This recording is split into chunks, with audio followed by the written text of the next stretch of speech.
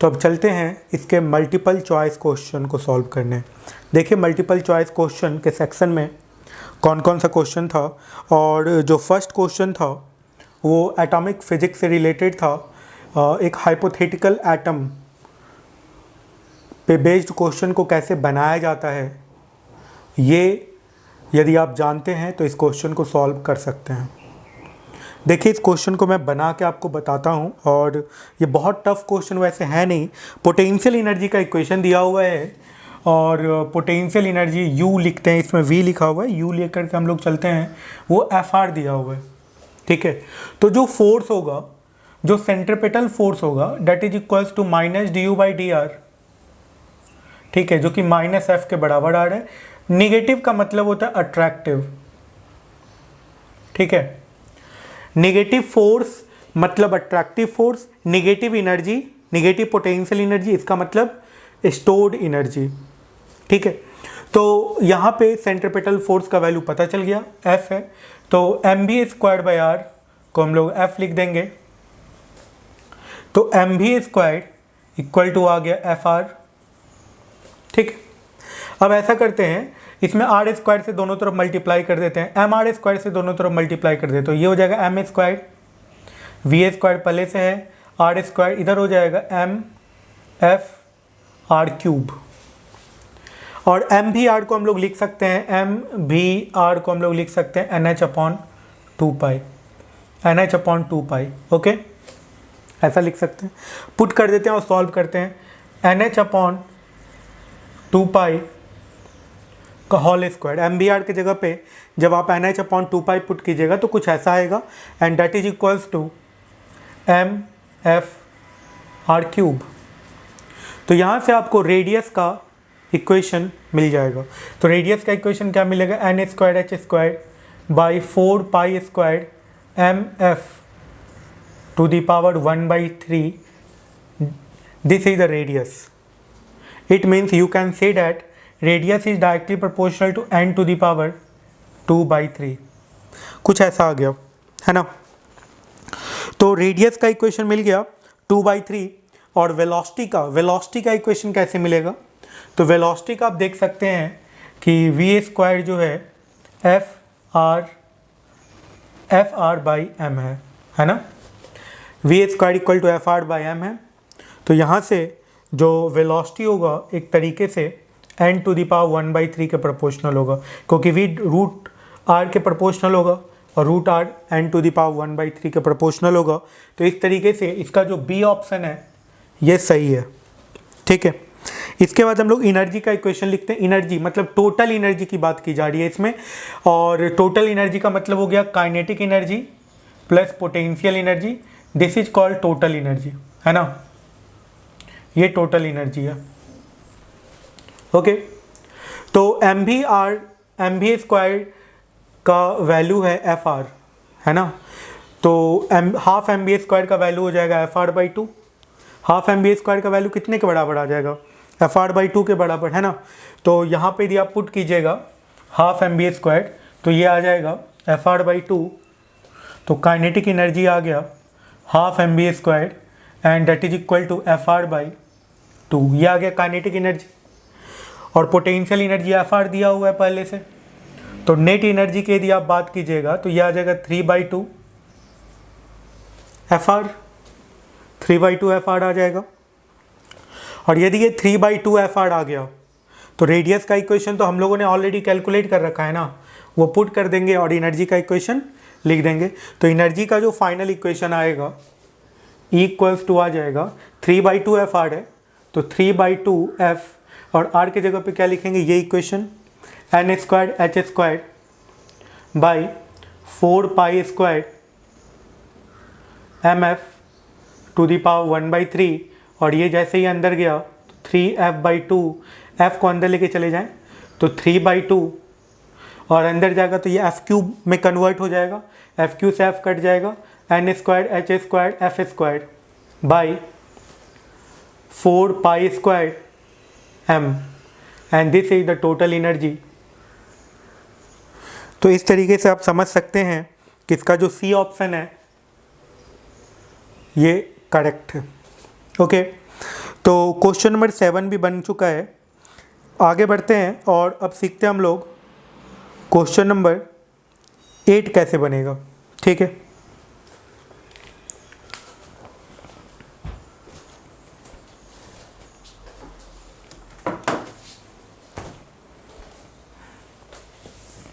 तो question number 8 में चलते हैं। देखिए इस क्वेश्चन में क्या कहा जा रहा है।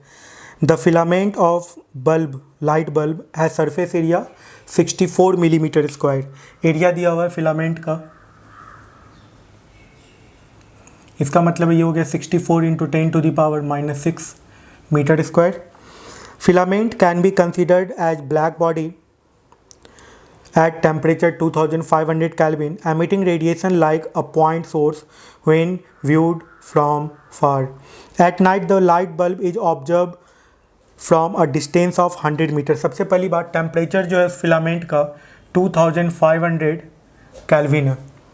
ठीक है, और इसके बाद और क्या दिया हुआ है, डिस्टेंस कितने दूर से देखा जा रहा है इसको, ये 100 मीटर दूर से देखा जा रहा है। Assume the pupil of the eye of the observer to be circular। Radius का वैल्यू दिया हुआ है 3 इंटू 10⁻³ मीटर। ठीक है ना। अब इसके बाद स्टीफेंस कांस्टेंट, ये सब तो पता ही है, Wien displacement constant, Planck constant, ये सब दिया हुआ है। Power radiated by the filament is in the range. तो पावर कैसे कैलकुलेट करेंगे, ब्लैक बॉडी है, सिग्मा AT⁴ करेंगे तो पावर का वैल्यू, सिग्मा का वैल्यू, ये बोल्ट्जमैन कांस्टेंट है 5.67 इंटू 10⁻⁸ 5678। इस तरीके से इसको याद रखा जाता है, 5678 है ना, ये पॉइंट मैंने आपको भी बताया। तो 64 इंटू 10⁻⁻6 हो गया, इंटू 2500 का स्क्वायर हो गया, ⁴ हो गया, सॉरी। इसको कैलकुलेट कर लेंगे तो ये 141 वाट के आसपास आता है। कैलकुलेट करके आप देख लीजिएगा, थोड़ा कैलकुलेशन कर लीजिएगा। ये याद रखिएगा 2.5⁴ जो है ये 39 के आसपास आता है। ठीक है, इस तरीके से आप कैलकुलेशन थोड़ा आसान कर सकते हैं। इसके बाद radiated power entering into one eye of the observer. Intensity को इक्वल कर दीजिए तो power by area P/A equal to P'/A' होगा। तो P' इक्वल टू क्या आ गया, P/A इंटू A'। तो ये सिग्मा T⁴ इंटू A' आ जाएगा। ठीक है, तो सिग्मा का वैल्यू पुट कर दीजिए 5.67 इंटू 10⁻⁻8 2500⁴ इंटू A' का वैल्यू कितना हो गया, πr² 9 इंटू 10⁻⁻6। ठीक है, अब इसको कैलकुलेट कर लीजिए, ये आ जाएगा 3.17 इंटू 10⁻⁻8 वाट। तो रेंज में आ रहा है 3.15 से 3.25 के बीच में आ रहा है। ओके, अब बढ़ते हैं आगे। The wavelength corresponding to the maximum intensity of light. तो ये जो वाइन्स डिस्प्लेसमेंट लॉ है उसमें क्या कहा जाता है कि वाइन्स डिस्प्लेसमेंट कांस्टेंट का जो वैल्यू है वो जो मैक्सिमम इंटेंसिटी के लिए जो वेवलेंथ होता है, ठीक है, इनटू टेम्परेचर के बराबर होता है, ये होता है ना। तो B का वैल्यू दिया हुआ है, वाइन्स डिस्प्लेसमेंट कांस्टेंट का वैल्यू दिया हुआ है, टेम्परेचर का वैल्यू दिया हुआ है। यहाँ से आप वेवलेंथ का वैल्यू आसानी से निकाल सकते हैं, है ना। तो इस वेवलेंथ का वैल्यू आप कैलकुलेट कर लीजिए। तो B का वैल्यू दिया है 2.9 इंटू 10⁻⁻³ हो गया बाई टेम्परेचर। तो 2500 ये केल्विन है, यहाँ से लैम्डा मिल जाएगा आपको, और ये आ जाएगा 1160 नैनोमीटर आ जाएगा। अब इसको कैलकुलेट कर लीजिए, ठीक है ना, कैलकुलेशन है बस। Okay, taking the average wavelength of emitted radiation to be 1740 nanometre, the total number of photon कितना होगा। तो पावर पता है आपको, पावर पता है ना। The taking the average wavelength of emitted radiation to be 1740, the total number of photon entering per second into eye of the observer. अच्छा, उसके आँख में जो इंटर कर रहा है जो नंबर ऑफ फोटोन पर सेकेंड, वो आपको कैलकुलेट करना है। तो उसके लिए पावर का वैल्यू अभी P' हम लोगों ने निकाला था। तो P' इक्वल्स टू क्या होता है, NhC/λ। यही फार्मूला होता है ना, ये एटॉमिक फिजिक्स में बताया जाता है। फोटो इलेक्ट्रिक इफेक्ट वाले चैप्टर का जो मैंने डिस्कशन किया था, वो बुक जो है, कौन सा बुक है, पाथफाइंडर का जो फिजिक्स बुक है, उसका जो क्वेश्चन मैंने डिस्कशन किया था, उसमें मैंने ये सब पॉइंट्स बताया हुआ है, वो क्वेश्चन आप देख सकते हैं एक बार, ठीक है। तो यदि आप इससे सॉल्व करें तो आप n का वैल्यू आसानी से निकाल सकते हैं। तो 3.17 इंटू 10⁻⁻8 और hc का वैल्यू 1240 इंटू 1.6 इंटू 10⁻⁻19, ये जूल में मैंने लिखा है। और लैम्डा का वैल्यू आपने अभी कैलकुलेट किया था, लैम्डा मैक्सिमम 11 दिया हुआ है, एक्चुअली 1160, ये तो एवरेज नहीं है, एवरेज वेवलेंथ आपको चाहिए जो कि दिया हुआ है 1740 इंटू 10⁻⁹, ठीक है। यहाँ से आप n का वैल्यू निकाल लें, ठीक है। तो ये जो आप n का वैल्यू निकालिएगा, ये इस रेंज में आ जाता है, ठीक है। जब आप 3.17 इंटू 1740 बाई 1240 इंटू 1.6 कीजिएगा तो ये इसके रेंज में आ जाएगा, ठीक है ना। तो ये 10⁻⁻17 आ गया, ऊपर 10⁻⁻19 गया तो इंटू 10⁻2 हो जाएगा। आप इसको कैलकुलेट कर लीजिएगा, रेंज में आ जाएगा, ठीक है। इस तरीके से इसका जो ऑप्शन जो सही है, ये बी सी डी ऑप्शन सही है, इसका बी ऑप्शन, सी ऑप्शन और डी ऑप्शन सही है, इसका ए ऑप्शन गलत है। इस तरीके से क्वेश्चन नंबर 8 बन गया। चलिए फिर नेक्स्ट क्वेश्चन में चलते हैं, क्वेश्चन नंबर 9 पे।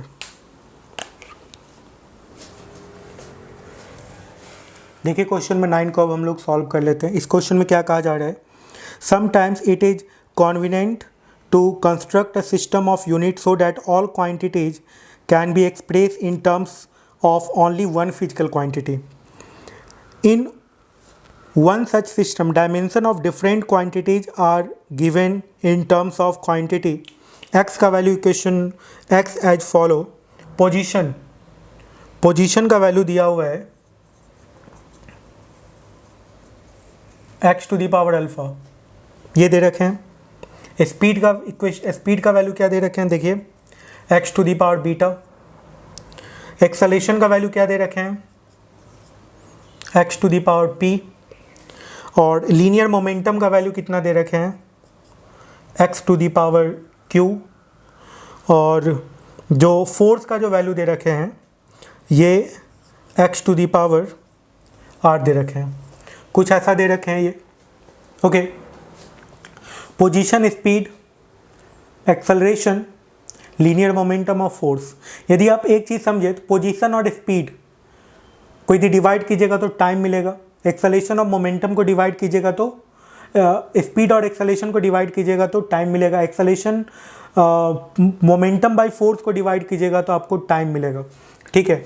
तो position by speed x to the power alpha by x to the power beta equals to इन दोनों का स्पीड बाय एक्सेलरेशन का जो रेशियो होगा, तो ये कितने के बराबर आ गया, x to the power beta by x to the power p, ये आ गया। स्पीड बाय एक्सेलरेशन का वही टाइम आएगा। इसके बाद मोमेंटम बाय फोर्स, तो x to the power q by x to the power r, ये कुछ आ जाएगा। अब यहाँ पे सॉल्व कर दीजिए, x alpha minus beta, x beta minus p, x q minus r। तो यदि इसको इक्वेट कीजिएगा तो alpha minus beta equal to beta minus p, तो ये कितने के बराबर आ गया, alpha plus p equal to 2 beta. ये एक इक्वेशन आ रहा है। और एक और इक्वेशन क्या आएगा, b minus P equal to Q minus R, ठीक है। तो अब यहाँ पे देखिए ये आ रहा है p plus Q minus R equal to beta आ रहा है, ठीक है ना। तो इसका कौन कौन सा सही हो गया, alpha plus P equal to 2 beta, तो फर्स्ट इक्वेशन सही है, ए ऑप्शन सही है। p plus Q minus R equal to beta, ये भी सही है, बी भी सही है, ए बी ऑप्शन सही हो गया इसका। सी ऑप्शन में चलिए देखिए, p minus Q plus R, तो p minus Q plus R, तो p minus Q plus R करके देख लीजिए क्या आता है, p minus Q plus R. तो इसमें से ऐसा कीजिए कि जब आपको p माइनस क्यू कैलकुलेट करना है, इसको सब्ट्रैक्ट कर दीजिए। तो p minus Q plus R करना है, तो माइनस को कॉमन कर लीजिए, तो q माइनस आर आएगा, p minus Q plus R में आएगा ना। तो यदि आप इसको सब्ट्रैक्ट कर दीजिएगा तो ये कितने के बराबर आएगा, p minus beta minus p that is equals to 2p minus beta, ये आ जाएगा 2p माइनस बीटा आ जाएगा। और 2p माइनस बीटा का ऐसा कोई इक्वेशन नहीं है, इसका मतलब p minus Q plus R का वैल्यू जो अल्फ़ा है ये रॉन्ग है। डी ऑप्शन में चलते हैं, p plus Q plus R पे चलते हैं। तो p plus Q plus R आपको कैलकुलेट करना है। तो अब क्या कीजिए कि p प्लस क्यू तो यहाँ से पता है, r 2r से दोनों तरफ ऐड कर दीजिए, तो क्या आ जाएगा, p plus Q plus R equal to आएगा बीटा प्लस 2r। ठीक है, तो बीटा प्लस 2r आना चाहिए, जो कि बीटा दिया हुआ है, तो ये रॉन्ग हो गया। डी ऑप्शन भी गलत है, तो सी और डी रॉन्ग है, ए और बी करेक्ट है। ठीक है ना, तो कुछ ऐसा आ चुका है। ओके, तो अब यहाँ से भी उसको, यदि आपको ऐसा लग रहा है कि ये 2p माइनस बीटा को आप लिख सकते हैं, तो यहाँ पे आप ये कर सकते हैं, अल्फ़ा के टर्म में उसको कन्वर्ट कर सकते हैं, जो कि नहीं आएगा, है ना। तो क्वेश्चन नंबर 10 में चलते हैं। क्वेश्चन नंबर 10 को देखिए कैसे सॉल्व। देखिए क्वेश्चन नंबर 10, और यूनिफॉर्म इलेक्ट्रिक फील्ड E और इलेक्ट्रिक फील्ड का इक्वेशन दिया हुआ है -403 और निगेटिव वाई डायरेक्शन में। ठीक है, मतलब यहाँ पे एक्सेलेरेशन ड्यू टू ग्रेविटी के जगह पे इलेक्ट्रिक फील्ड का इक्वेशन है। तो सारा इक्वेशन आप वही लगा सकते हैं, रेंज का formula u² sine 2 theta by G के जगह पे एक्सेलेरेशन लिख सकते हैं। ये एक्सेलेरेशन किसके कारण, इलेक्ट्रिक फील्ड के कारण।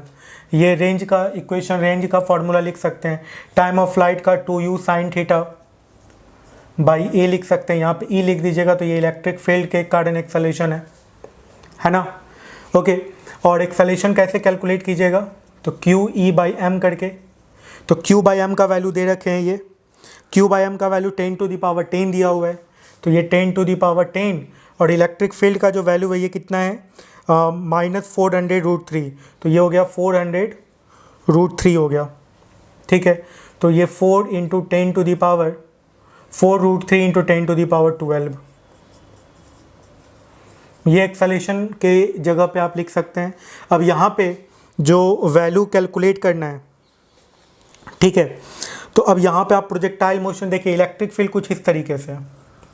तो जब आप किसी चार्ज पार्टिकल को फेंकिएगा तो यहाँ पे पहुँचेगा, ये रेंज है ना। तो रेंज का फॉर्मूला क्या होता है, u² साइन 2 थीटा बाई जी होता है। ठीक है, ये रेंज का फॉर्मूला होता है। अब इस क्वेश्चन में जो कहा जा रहा है कि द इलेक्ट्रिक फील्ड अप्लाइड इतना charge particle of mass m carry charge q projected in the region, initial speed इतना दिया हुआ है, स्पीड का वैल्यू भी दे रखे हैं। This particle is aimed to hit target t which is 5 metre away from its entry point into the field shown in systematically in the figure. तो कैलकुलेट करना है 45 डिग्री एंगल ऑफ प्रोजेक्शन क्या होगा, angle of projection calculate करते हैं। तो यहाँ से रेंज का वैल्यू दिया हुआ है 5, u² का वैल्यू, u का वैल्यू दे रखे हैं ये 2√10 × 10⁻6 है, तो ये हो जाएगा 4 × 10 × 10⁻12 साइन 2 थीटा, जी नहीं a। ठीक है, तो ए ई के जगह पे कितना लिखेंगे, 4√3 × 10⁻12, ये कुछ आ जाएगा। ठीक है, तो यहाँ से अब आप कैलकुलेट कर सकते हैं, तो यहाँ से कैलकुलेट कर लीजिए, 4 से 4 कैंसिल आउट हो गया। ठीक है, तो 10⁻12 कट गया, तो साइन 2 थीटा का वैल्यू कितने के बराबर आ गया, साइन 2 थीटा का वैल्यू आ गया √3/2। तो थीटा का वैल्यू कितना हो सकता है, 60 डिग्री या 30 डिग्री, ये कुछ हो सकता है ना। साइन 60 डिग्री इक्वल टू √3/2 आ सकता है, साइन 120 डिग्री इक्वल्स टू √3/2 आ सकता है ना। तो थीटा का वैल्यू 60 डिग्री और 30 डिग्री हो सकता है। आप यदि इसको करें तो ए ऑप्शन गलत हो गया, बी ऑप्शन इसका सही है। ठीक है। अब चलते हैं सी ऑप्शन में, टाइम टेकन, तो टाइम ऑफ फ्लाइट कैलकुलेट करना है, T equal to 2u sine theta by acceleration करके देख लीजिए आप, दोनों एंगल ऑफ प्रोजेक्शन के लिए 60 डिग्री के लिए और 30 डिग्री के लिए। Time taken by the particle to hit, तो सी और डी में से कोई एक ही होगा, अब चेक कर लीजिएगा, मेरा चेक किया हुआ है और ऑप्शन सी सही है इसका, ठीक है ना। कैसे कैलकुलेट कीजिएगा, 2u sine theta by acceleration करके, एक साइन थीटा की जगह पे आप पुट कर सकते हैं 60 डिग्री और 30 डिग्री, ठीक है। चलिए फिर क्वेश्चन नंबर 11 में चलता है। क्वेश्चन नंबर 11 देखिए, क्वेश्चन नंबर 11 में क्या है, shown in the figure a semi-circular metallic strip that has thickness t and resistivity rho. Its inner radius is r1 and outer radius is r2. If a voltage V0 is applied between the two ends, a current I flows in it. In addition, it is observed that a transverse voltage delta V develops between its inner and outer surface due to purely kinetic effect of moving electron, ठीक है, मतलब motion के कारण एक तरीके से सोच सकते हैं आप। Ignore any role of the magnetic field due to the current, then magnetic field भी इसमें लग सकता था, क्योंकि करेंट जब पूरे विड्थ में ट्रेवल कर रहा है तो एक करेंट का दूसरे करेंट पे मैग्नेटिक फोर्स लग सकता था, एक इलेक्ट्रॉन का दूसरे इलेक्ट्रॉन पे, क्योंकि सारे इलेक्ट्रॉन इसके मूव कर रहे थे, लेकिन उसको नेग्लेक्ट किया जा रहा है और क्वेश्चन में बोला जा रहा है कि अब जो ऑप्शन दिया हुआ है उसमें से कौन सा करेक्ट होगा। सबसे पहले करेंट का वैल्यू, ये क्वेश्चन आई इरोडोव के इलेक्ट्रिक करेंट वाले चैप्टर में है, ठीक है, आप उस क्वेश्चन को एक बार देख सकते हैं, बहुत अच्छा क्वेश्चन है। देखिए मैंने क्वेश्चन सॉल्व किया हुआ भी है, इलेक्ट्रिक करेंट वाले चैप्टर में चले जाइए और देखिए उसमें ये करेंट, ये क्वेश्चन आपको मिल जाएगा। देखिए ये कुछ इस तरह का है, यहाँ से ये कनेक्टेड है, ठीक है, ये वोल्टेज करेंट आई फ्लो कर रहा है, इसमें आई करेंट जा रहा है। अब यहाँ पर देखिए इसमें क्या करना है कि यहाँ से वाई डिस्टेंस जाके एक डी वाई विड्थ कंसिडर कर लीजिए, ये डी वाई विड्थ का स्ट्रिप हो गया, तो इसका जो अब एरिया हो गया डी ए, ये कितने के बराबर होगा, इसका थिकनेस टी दिया हुआ है, थिकनेस कितना दिया हुआ है टी, तो ये हो जाएगा टी इंटू डी वाई, ये एरिया हो जाएगा, ठीक है। अब इसके अंदर जो करेंट जाएगा तो इसका रेसिस्टेंस कितना लिखेंगे, रो एल बाई ए, तो डी आर जो हो जाएगा रो एल, एल की जगह पे क्या लिखेंगे pi R, pi into Y, pi R की जगह पे रेडियस वाई लिया हम लोग ने, pi Y into T D Y, कुछ ऐसा हो जाएगा। तो रेसिस्टेंस ये आ गया, तो V इक्वल टू होता है I R, V equal to क्या होता है आई आर। तो यहाँ से अब आप देख सकते हैं कि I जो है ये डी आई आप कर सकते हैं, क्योंकि इसमें करेंट जो फ्लो कर रहा है वो डी आई है, ओके। तो डी आई इंटू यहाँ पर आप डी आर लिख सकते हैं, अब पुट कर दीजिए, कैलकुलेट कर लीजिए। तो यहाँ से डी आई का जो वैल्यू आएगा V बाई डी आर आ जाएगा, तो डी आई जो आएगा V बाई डी आर, तो ये पुट कर दीजिए यहाँ पे, तो ये कितने के बराबर आ जाएगा, V into T D Y by rho pi Y, ये इंटीग्रेशन होगा, लॉग का इक्वेशन आएगा and integration R1 to R2 हो जाएगा, ठीक है। तो यहाँ पे आ जाएगा लॉन R2 बाई R1 और यहाँ से करेंट का इक्वेशन आ जाएगा, करेंट इक्वल टू आएगा V टी लॉन R2 by R1 by pi rho. अब देख लीजिए क्या इससे मैच कर रहा है, V not T by pi rho ln R2 by R1, है ना।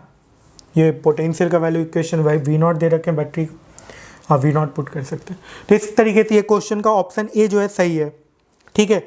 ऑप्शन बी की बात करते हैं, ऑप्शन बी में क्या कहा जा रहा है, the outer surface is at higher voltage than the inner surface.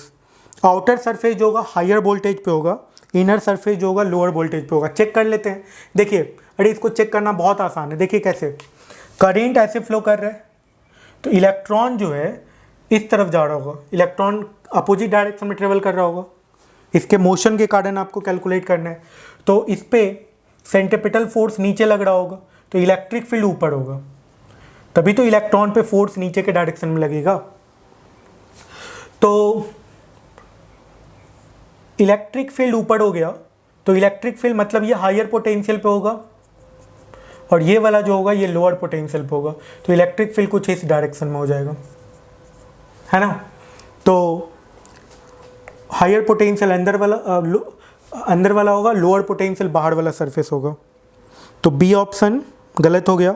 C option में the outer surface is at lower potential सही है, सी ऑप्शन सही है। अब देख लेते हैं delta V, directly proportional to height. Delta V मतलब इसके और जो पोटेंशियल डिफरेंस है that is called delta V, और इसका थिकनेस, इसका विड्थ R2 माइनस R1, इसका विड्थ कितना R2 माइनस R1, इसका विड्थ मतलब इलेक्ट्रिक फील्ड यहाँ पे। अब आप सॉल्व कर लीजिए, आसान है ये कैलकुलेट करना। देखिए इसके नेक्स्ट ऑप्शन को हम लोग चेक कर रहे हैं, तो आप ये समझिए कि जैसे ये स्ट्रिप है,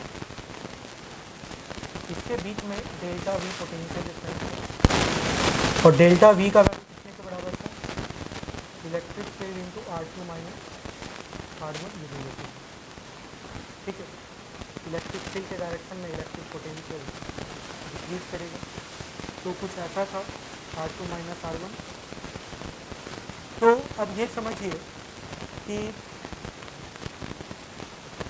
डेल्टा वी जो है ये directly proportional to electric field हो गया, ठीक है। Delta V directly proportional to electric field हो गया। और अभी हम लोगों ने देखा था I इक्वल टू क्या होता है, NEA VD, ये होता है। तो VD का जो वैल्यू है, VD directly proportional to I है, VD क्या है, डायरेक्टली प्रोपोर्शनल टू I, ठीक है। डेल्टा भी directly proportional to electric field हो गया और electric field directly proportional to electric force और electric force directly proportional to V square, and V square तो वी स्क्वायर के प्रोपोर्शनल है और वी स्क्वायर करेंट के प्रोपोर्शनल है, मतलब डेल्टा वी क्या हो गया, करेंट के स्क्वायर के प्रोपोर्शनल हो गया। इस तरीके से आप देख सकते हैं। फिर से समझिए, डेल्टा वी इलेक्ट्रिक फील्ड के प्रोपोर्शनल है, इलेक्ट्रिक फील्ड इलेक्ट्रिक फोर्स के प्रोपोर्शनल है और इलेक्ट्रिक फोर्स जो है M V square by R से आप समझ सकते हैं कि वी स्क्वायर के प्रोपोर्शनल है।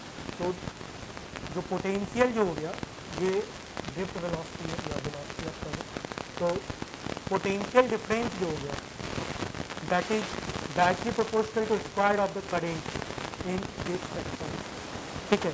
तो इस तरीके से 11 की यदि बात की जाए तो 11 का A, C और D ऑप्शन चाहिए, A ऑप्शन, C ऑप्शन और D ऑप्शन इसका करेक्ट है। तो 11 बन गया। Question number 12। तो अब हम लोग मल्टीपल चॉइस क्वेश्चन का लास्ट क्वेश्चन देख लेते हैं, क्वेश्चन नंबर 12। देखिए इस क्वेश्चन में कहा क्या जा रहा है, shown systematically in the figure 2 vessel contain water solution at temperature T of potassium permanganate of different concentration N1 and N2। N1 greater than है N2 से, molecule per unit volume delta N का value दिया हुआ है N1 minus N2 और जो कि बहुत छोटा है N1 से, मतलब दोनों के बीच में जो डिफरेंस है, कंसंट्रेशन का जो डिफरेंस है वो नेग्लिजिबल है। When they are connected by a tube of a small length L and cross section area S, KMnO4 start to diffuse from the left to the right vessel through the tube. Consider the collection of the molecule to behave as dilute ideal gas, okay, and the difference in their partial pressure in the two vessel causing the diffusion। दोनों के बीच में जो pressure difference है उसके कारण यहाँ पे diffusion शुरू होगा। The velocity v of the molecule is limited by viscous force। अच्छा, viscous force भी लग रहा है जो कि दिया हुआ है beta into V on each molecule where beta is constant, neglecting all term of the order delta n square, which of the following is are correct। तो इस क्वेश्चन में देखिए जो ये दो वेसल है, अब इसके बीच में क्या है कि एक पाइप बना दिया गया, ये एक वेसल ये है, एक ये वेसल है, ठीक है ना, ऐसा कुछ वेसल है। अब इस वेसल में क्या है कि इधर का कंसंट्रेशन N1 दिया हुआ है, इसमें जो लिक्विड है इधर, और इधर जो लिक्विड है that is equals to N2 दिया हुआ है, इसमें कुछ फ्लूइड बढ़ा हुआ है, ठीक है, और कुछ इस तरीके से फ्लो करेगा। अब N1 बड़ा है, N1 का कंसंट्रेशन बड़ा है, और कंसंट्रेशन और प्रेशर के साथ क्या रिलेशन होता है ये सबसे पहली बात समझिए। PV इक्वल टू क्या होता है, nRT, ठीक है ना। नंबर ऑफ मॉलिक्यूल के टर्म में क्या होता है, PV इक्वल टू NKT होता है। Concentration number of molecule per unit volume, तो P का वैल्यू हो गया N, ये कंसंट्रेशन वाला N है, ठीक है, तो इसको N डैश कर देते हैं KT, ये कंसंट्रेशन वाला N है, मोल वाला नहीं है। तो इसका जो कंसंट्रेशन है N1 है, ठीक है, तो इसके लिए P1 का वैल्यू हो जाएगा N1 KT, उसके लिए हो जाएगा P2 N2 KT। N1 का वैल्यू बड़ा है तो प्रेशर इधर ज़्यादा होगा, मतलब फ्लूइड इस तरफ फ्लो करेगा, ऐसे फ्लो करेगा। कैसे फ्लो करेगा, प्रेशर का difference P1 minus P2 and that is equals to N1 minus N2 into KT, कुछ ऐसा हो जाएगा। तो आपको कैलकुलेट करना है force, the force causing the molecule to move across the tube. तो फोर्स कैलकुलेट करना है, तो फोर्स इक्वल टू होगा pressure difference into area, area का वैल्यू S दे रखे हैं, तो ये आ गया N1 minus N2 into KTS। Delta N, N1 minus N2 को डेल्टा N लिख देंगे, तो फोर्स जो होगा ये होगा डेल्टा N KTS। इससे पता चल रहा है कि ऑप्शन ए जो है ये करेक्ट है। बी में चलते हैं, देखिए फोर्स बैलेंस इम्प्लाइज, तो फोर्स जो बैलेंस होगा, इस तरफ का जो कंसंट्रेशन है वो N1 कंसंट्रेशन है, ठीक है, तो इधर जो इसका यदि वॉल्यूम V मान लेते हैं, कितना वॉल्यूम V यदि मान ले, तो इस इधर जो मॉलिक्यूल है, टोटल नंबर ऑफ मॉलिक्यूल क्या हो जाएगा N1 इंटू V, ये टोटल नंबर ऑफ मॉलिक्यूल हो जाएगा।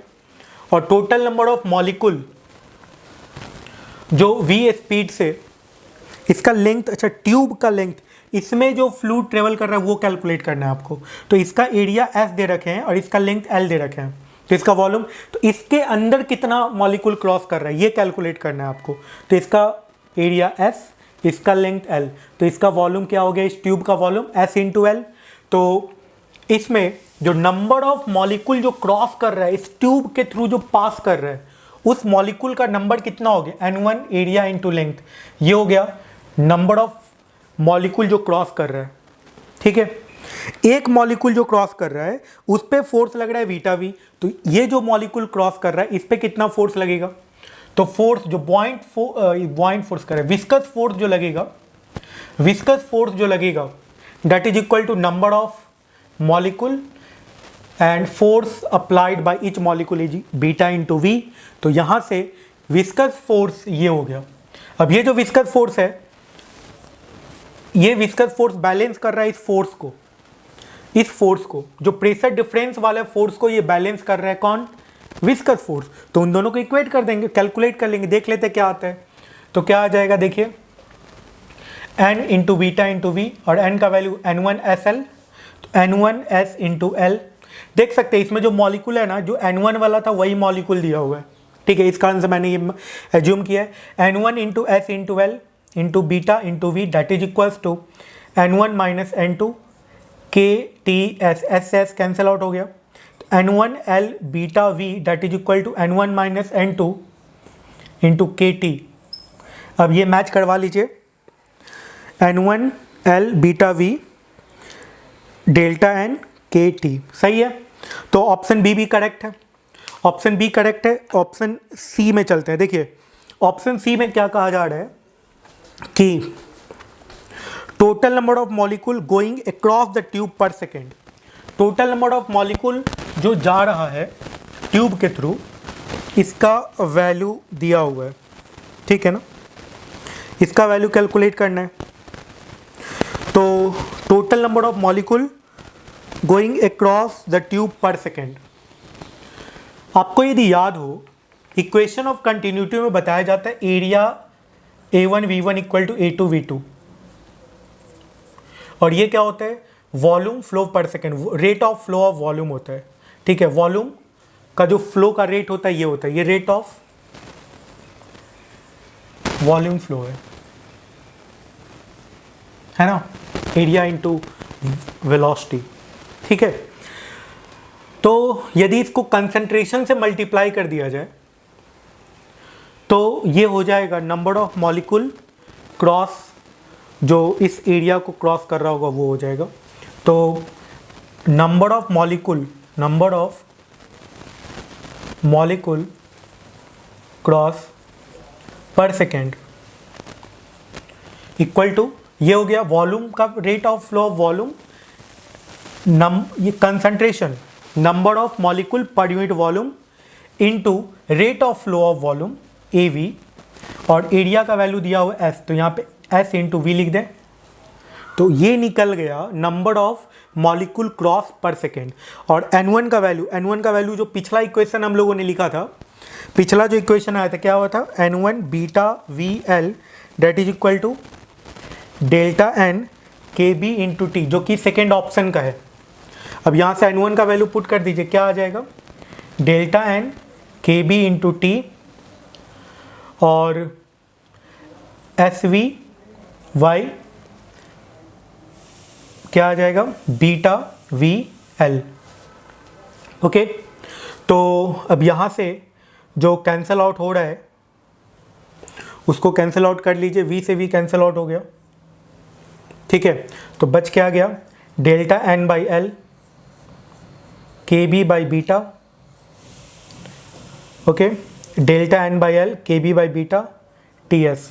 तो इस तरीके से ये क्वेश्चन का जो करेक्ट है, A ऑप्शन, B ऑप्शन और C ऑप्शन करेक्ट है। और D ऑप्शन में कहा रहा है कि जो ये कांस्टेंट रहेगा, तो ये कांस्टेंट नहीं रहेगा। एक्चुअली क्या है कि जैसे जैसे फ्लो करेगा ना, तो डेल्टा N का जो वैल्यू है डिक्रीज करेगा, तो ये जो रेट है ये डिक्रीज करेगा, कांस्टेंट नहीं रहेगा। और डिक्रीज करते हुए एक ऐसा इंस्टेंट आएगा जब वो 0 हो जाएगा, ठीक है ना। थैंक यू, चलते हैं फिर नेक्स्ट वीडियो में हम लोग इसके आगे के सेक्शन के क्वेश्चन सॉल्व कर लेते हैं।